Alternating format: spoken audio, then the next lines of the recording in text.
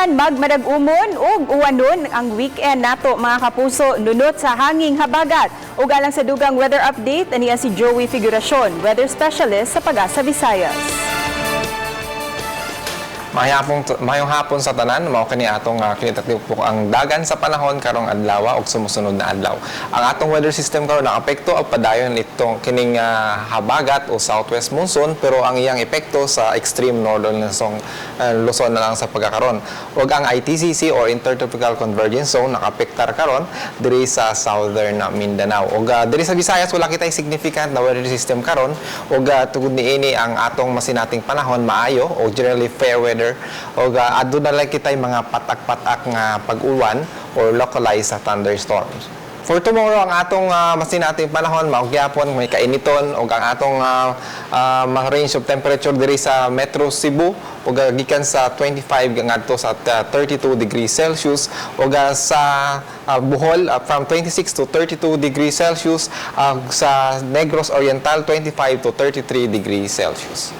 Atong sutahon ang panahon sa mga sunod na 3 ka adlaw diri sa Central Visayas. Unahon nato sa Sugbo ug sa weekend aduna kitay mabubalik ang southwest monsoon ug possible na cloudy kita diri sa weekend diri sa Central Visayas ug expected na aduna kitay mga scattered rain showers ug thunderstorms ug atong range of temperature diri sa Sugbo is from 24 to 32 degrees Celsius. Samtang sa until next week, basin natin pagyapon nato ang katag-katag na pag-uwan tungod sa epekto sa southwest monsoon.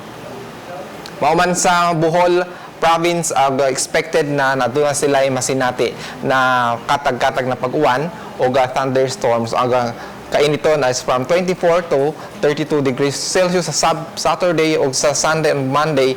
Maus-os ni siya gamay o maabot na lang sa 31 degrees Celsius ang maximum air temperature.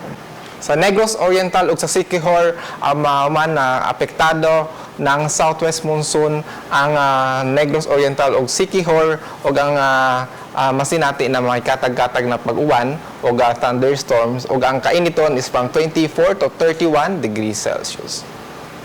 Ang atong adlaw mo silang ugma 5:29 sa buntag ug sa dugang kasayuran bisitahon ang among website bagong.pag-asa.dost.gov.ph or i-follow kami sa aming mga social media accounts sa Facebook at Twitter. I-search lang DOST_Pag-asa.